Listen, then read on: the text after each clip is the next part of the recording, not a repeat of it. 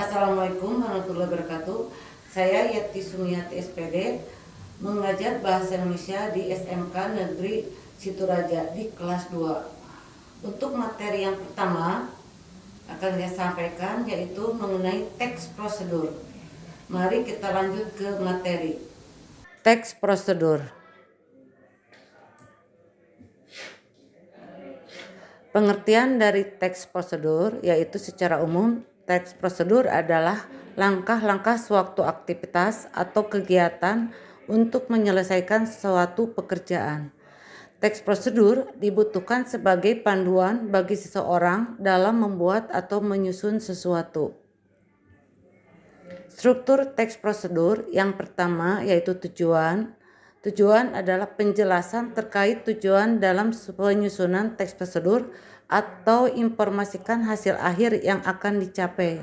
Yang kedua, material, yaitu informasi tentang alat atau bahan yang dibutuhkan dalam pelaksanaan kegiatan.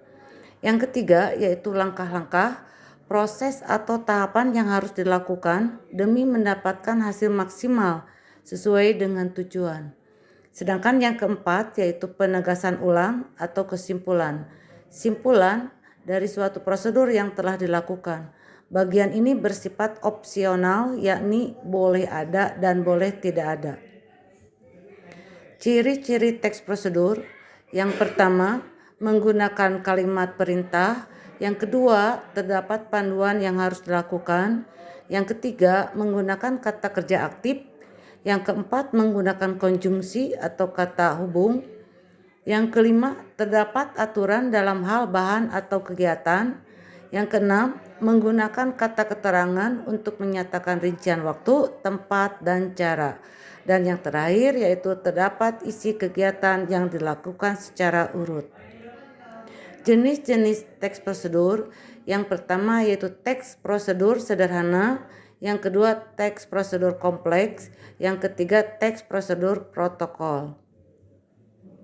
Kaidah kebahasaan teks prosedur yaitu untuk menyusun sebuah teks prosedur yang diperlukan kaidah kebahasaan yang tepat agar sesuai dengan fungsinya.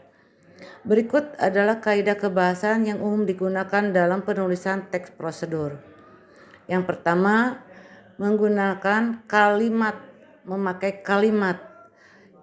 Yang pertama, kalimat imperatif, kalimat deklaratif, kalimat interrogatif. Yang kedua, konjungsi atau kata penghubung. Ada dua konjungsi yang digunakan. Yang pertama, konjungsi persyaratan. Yang kedua, konjungsi temporal. Yang ketiga, numeralia atau kata bilangan. Numeralia dalam teks prosedur merupakan pilihan yang bisa digunakan selain menggunakan konjungsi. Numeralia merupakan kata bilangan yang digunakan untuk mengurutkan langkah-langkah dalam teks prosedur.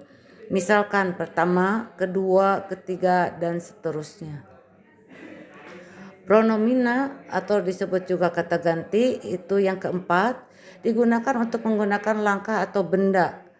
Ada dua yaitu pronomina petunjuk, yaitu kata ganti untuk mengatakan benda. Contohnya ini, itu, tersebut. Yang kedua, pronomina persona, yaitu kata ganti yang menggantikan orang. Yang kelima, perba. Kaidah kebahasaan terakhir dalam teks prosedur adalah perba atau kata kerja. Ada dua, yang pertama perba material, yang kedua perba tingkah laku. Contoh teks prosedur.